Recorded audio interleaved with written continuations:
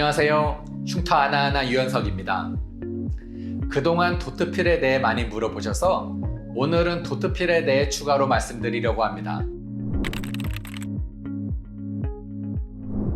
어떤 시술이 효과가 있을지 없을지 가장 1차적으로 판단할 수 있는 기준은 그 시술로 변화가 생길 수 있느냐 없느냐를 보시면 돼요. 그 변화에도 두 가지가 있는데요. 예를 들면 필러처럼 시술하자마자 바로 차이가 생기는 즉각적인 변화가 있고요. 보톡스처럼 시술 당일에는 큰 차이가 없지만 며칠 뒤부터 차이가 만들어지는 지연된 변화가 있어요. 그런데 도트필은 강한 산성 용액으로 피부에 닿자마자 피부가 녹는 즉각적인 변화가 있고요.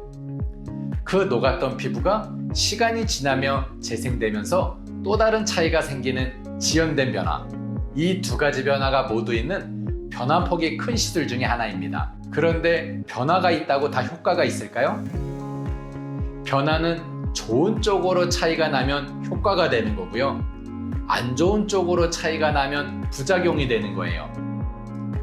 만약에 도트필로 피부를 녹이는데 파인 중간이 더 녹아버리면 흉터가 즉시 더 깊어지겠죠.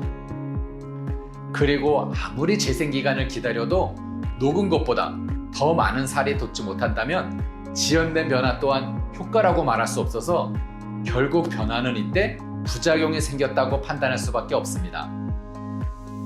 하지만 각진 흉터 테두리 쪽이 잘 녹고 흉터 바닥도 적절한 깊이로 녹으며 재생기간 이후엔 녹은 것보다 더 많이 차오른다면 좋은 쪽으로 변화가 생기며 효과도 커집니다.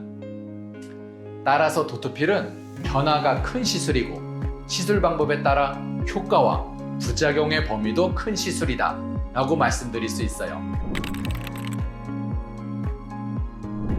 도트필과 MTS를 같이 하면 MTS로 인한 바늘구멍 깊이까지 도트필 약물이 들어가서 새살 돋는 효과가 더 커지냐는 문의가 있었어요. 액체는 모생은 현상에 따라 작은 구멍으로 약물이 쭉 흡수될 것 같지만 실제로 도트필액은 그 구멍으로 흡수되기 전에 이미 피부 표면에 다 피부를 녹이고 중화되는 정도여서 MTS 구멍으로 도트필 약물이 산성을 띤 채로 흡수되지 않습니다.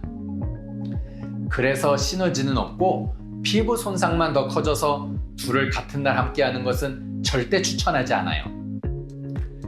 혹시 크로스요법까지 공부해 보신 분이 계실 텐데요.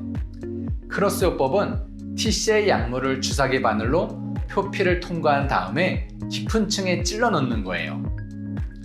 MTS로 미리 뚫은 구멍으로 약물이 흘러 들어가서 크로스요법의 효과가 날 거라고 생각하신 거면 잘못 생각하신 겁니다.